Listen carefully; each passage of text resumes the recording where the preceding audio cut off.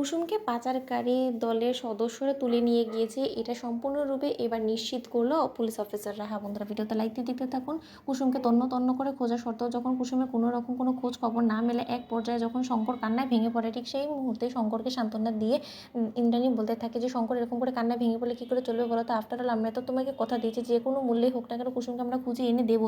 অন্যদিকে যখন কুসুমের ছোটো ভাই কাঁদতে থাকে এবং বলতে থাকে যে দেবীমা কখন আমার বোনকে আপনারা আমার কাছে এনে দেবেন বলুন তো, ওকে কখন থেকে আমি দেখছি না। অন্যদিকে যখন ঈশান এবং আয়ুষ অস্থির হয়ে পড়ে, ঠিক সেই মুহূর্তে দেবলীনা বলতে থাকে যে আন্টি তোমরা কেন এত অস্থির করছেন, তো সেটাই বুঝতে পারছি না। যেখানে কিনা আমি নিজে দেখেছি যে ওর প্রেমিকের সঙ্গে হাঁটছিল সেখানে, তাহলে নিশ্চয়ই দেখো গিয়ে হয়তোবা ও আমাদের সকলের বিরুদ্ধে গিয়ে হয়তোবা সেই প্রেমিকের সঙ্গে পালিয়ে গিয়েছে এবং কোনো মতে ওর সাথে যোগাযোগ করতে চাইছে না বিধায় হয়তো ওর খোঁজ খবর কেউ পাচ্ছে না। শুধু ওকে খোঁজ করে কী করেই বা তোমরা ওকে ফিরিয়ে আনবে বলো তো? যেখানে কিনা ও স্বেচ্ছায় ফিরতে চায় না। ওর যদি ফেরারই হতো তাহলে তো অবশ্যই নিজে থেকেও ফিরে আসতো, তাই না? আজকে সুযোগ পেয়েছে তাই ওখান থেকে পালিয়ে গিয়েছে। ঠিক সেই মুহূর্তে যখন শঙ্কর বলতে থাকে দেবলীনার উপরে চটে গিয়ে যে দোহাই আপনি দেবলীনা ম্যাডাম, আপনি মিথ্যে অপবাদ দিয়ে আমার মেয়েকে কলঙ্কিত করার চেষ্টা করবেন না, কারণ আপনার যা বলার আপনি আমাকে নিয়ে বলুন, আমার তাতে কোনো কিছু চাই আসে না, কিন্তু আমার মেয়েকে নিয়ে এরকম কলঙ্কের দাগ দিলে আমি সেটা কোনো মতেই মাথা পেতে নেব না। অন্যদিকে যখন ইন্দ্রাণী বলতে থাকে যে Debolina will just stop it, তুমি কী সব উল্টোপাল্টা বলছো বলো তো?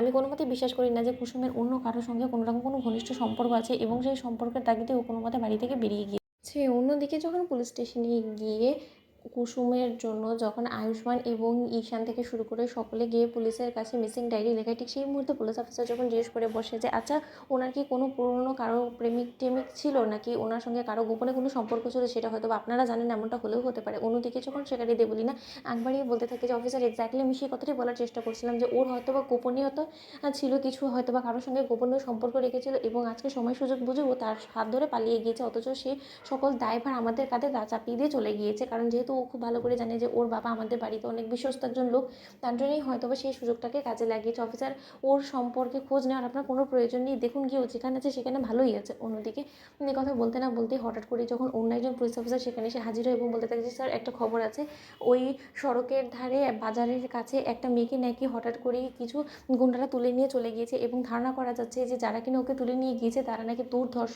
পাচারকারী গ্যাং এবং তারা নাকি এরকম করে প্রায় সময়ই মেয়েদেরকে তুলে নিয়ে গিয়ে পাচার করে দেয় বিদেশি পার্টিদের কাছে। অন্যদিকে এই কথা শোনা মাত্রই যখন ঈশান বলতে থাকে যে হ্যাঁ রে ভাইদের এটা খুব সম্ভবত কোনো মতে কুসুম তো নয়।